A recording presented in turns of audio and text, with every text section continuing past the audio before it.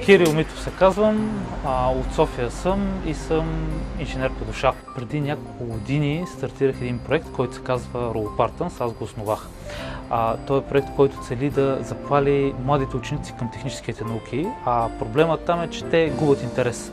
И целта е с роботи да успяваме да им разкажем интересни неща, да ги научим на много и да запалим интерес в тях. А когато има интерес, поне моята теория в следващите години ще се потвърди, е, че когато има интерес, нещата ще се случат след това, когато станат по-големи. Началото го поставихме преди около 3 години някъде и беше доста трудно. Минахме през доста предизвикателства. На нас все още ни се налага да обясняваме какво е робот. Това няма нищо лошо, нали? Ние просто, в момента това ни е проблема. Много хора не знаят какво е робот, не знаят какви са предимствата и то ни е като мисия да разкажем на всички колкото се може повече за техническите науки. Екипът, който събрахме в училището по роботика е доста интересен. Средна възраст 20-21. Значи много хора, аз съм все още един от възрастните в екипа, което на моята възраст е малко смешно. Интересното при екипа е, че повечето от тях са мои бивши ученици, т.е. аз съм им преподавал на тях и те в момента преподават на по-малки ученици. И основното е, че те трябва да са запалени също. Да предаваш знания не е толкова лесно, да предаваш знания на малки деца е изключително трудно. В ежедневието, което прекарваме в работата с деца, най-хубаво е, когато те постигат невероятни резултати. Нещо, което трудно може да повярваш, че те могат да постигнат, но когато ги видиш те как работят с роботите и нещата, които постигат с тях, дава смисъл. Дава ти смисъл да си казваш, значи те го правят, има смисъл да продължаваме.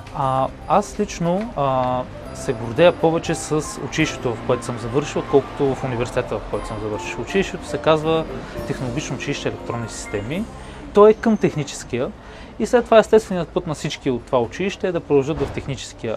Техническия обаче беше едно място, което аз по-скоро загубих своето време и загубих желанието си да продължавам в тази насока, в насоката на академичната общност и така нататък. И по-скоро за мен беше загуба на време, буквално.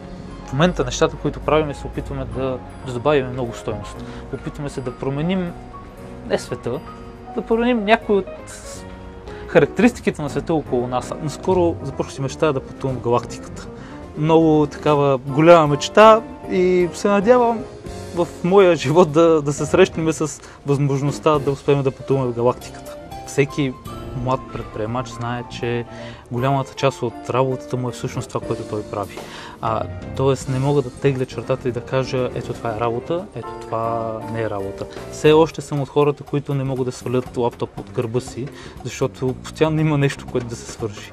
Надявам се в следващите години да успея да го сваля, да успея да го оставя в офиса и да успея някакси да направя границата, но това все още ми е трудно да го направя сега. Съвета, който аз съм се следвал почти винаги е доста обширен.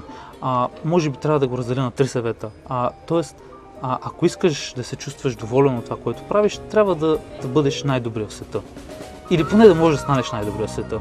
Ако не можеш да станеш най-добрия в света от това, което правиш, по всяка вероятност трябва да правиш нещо друго. Човек трябва да намери начин да припечелва от това, което прави. Да изкарва пари. Тоест, ако успее някой от по-младите предприемачи да намери в тези 3 кръга, да намери златната среда, ще се чувства много доволен. Полковникът от пингвините и той казваше My way, the right way.